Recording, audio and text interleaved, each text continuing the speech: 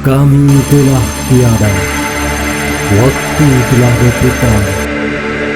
Kami telah asing di mata anak bangsa. Kemuliaan zaman telah menghargai kami dengan membentangkan selimut kotoran ke wajah. Di antara baris pilu,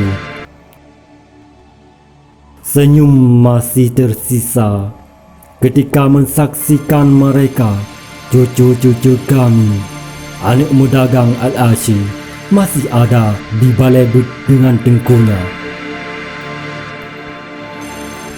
Namun, kami seakan ingin meraung berduka hingga terdengar ke pintu langit menangis ketika menyaksi bandar telah ternoda, pelabuhan telah ditinggalkan, istana rubuh runtuh.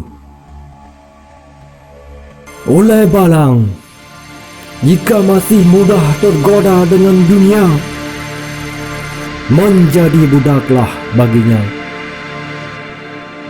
dan menjadi hina dina di alam semesta.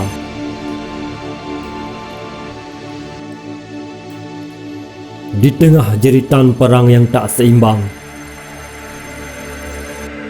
terkadang kami ingin beri penghormatan kepada pejuang yang dengan berani menjemput syahid.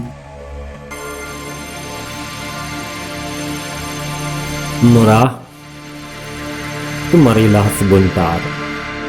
Hubungan kita masih tersambung, iman kita masih terhubung. Berziarahlah, berziarahlah.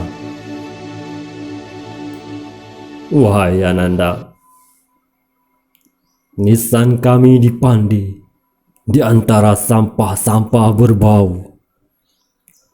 Lihat taman bunga di Khairkhov bermekaran. Ananda, di pundak waktu, kerinduan masih terus kami pikul. Sejenak sebelum khatib Jumat ke tangga mimbar, di sini kami ingin menatap wajah kalian. Di sini sejenak kita bentangkan bersama senyuman